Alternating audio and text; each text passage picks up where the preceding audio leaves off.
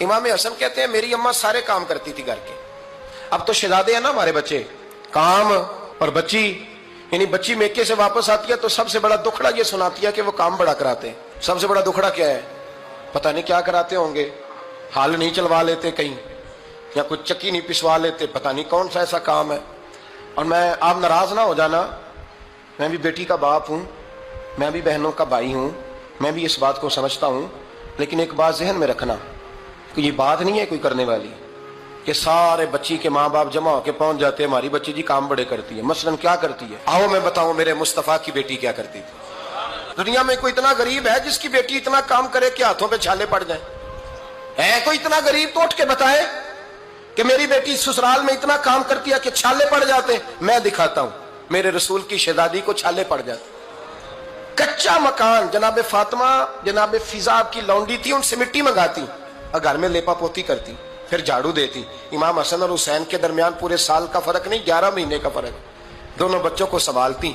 जनाबे अली की वालदा हजरत फातिमा बिनते असद बूढ़ी थी, जनाबे फातिमा वो खोल के नौकरी करती कि हजरत फातिमा बोल पड़ती, हजरत फातिमा बिनते असद बोल पड़ती। कहती बेटे फातिमा मेरा इतना ना ख्याल रखा कर, तेरे अपने भी बच्चे हैं। जनाबे फातिमा फरमाती आप सिर्फ अली की माँ तो नहीं ना, आप मेरी भी तो माँ है ना। यहाँ बीबियां फलसफा बयान करती हैं, वो कहती हैं जी किस हदीस में आया है सास ससुर की खिदमत फर्ज है? मैंने कहा किसी में भी नहीं आया, लेकिन ये तो आया है ना कि शौहर राजी हो तो अल्लाह राजी रहता है। तो अगर शौहर माँ बाप की खिदमत से राजी होता है तो करो खिदमत, इसको तो राजी करना है ना, इस पर तो तवज्जो दो। हजरत फातिमा फिर चक्की पीसती। चक्की चक्की ये आसान जुमला नहीं कह जाते, हम सुन लेते हैं आप। चक्की पीस कर, जौ पीस कर उसका आटा बनाना, फिर बच्चों के लिए खाना पकाना। फिर एक दिन कहने लगे अली आपकी आमदन थोड़ी है, खर्चे ज्यादा, चरखा नहीं ला देते? फातिमा क्या करोगी? फरमाया थोड़ा सा सूद बना लिया करूंगी, तुम बेच आया करना। चलो मैं थोड़ा हाथ बटाऊंगी। ये सारी ड्यूटियां करके हजरत हसन बरवाते हैं। फिर इज्जत वाले रसूल की इज्जत वाली बेटी, फिर शानों वाले नबी की शानों वाली बेटी, फिर पाक महबूब की पाक शहजादी, सारी ड्यूटियां करके रात को मौला अली से कहती अगर आप इजाजत दें तो अल्लाह को राजी ना कर लूं?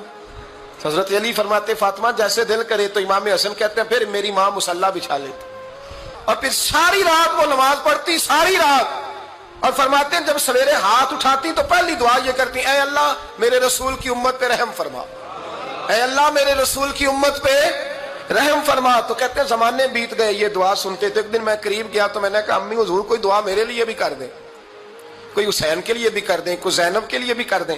सारी दुआएं उम्मत मुस्तफ़ा उम्मत मुस्तफ़ा उम्मत मुस्तफ़ा। कितना बड़ा जुमला है।